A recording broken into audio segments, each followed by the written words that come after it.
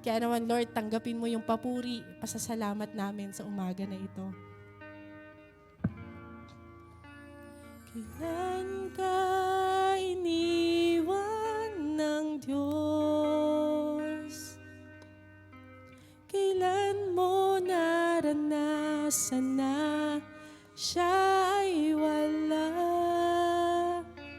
Anong sakit ang hindi niya pinagaling? Anong problema ang di niya binigyan ng katugunan? Di ba't wala? Lahat ay dilingit sa Kanya. Kaya't huwag mabahala, hindi tayo kailan may bibiguin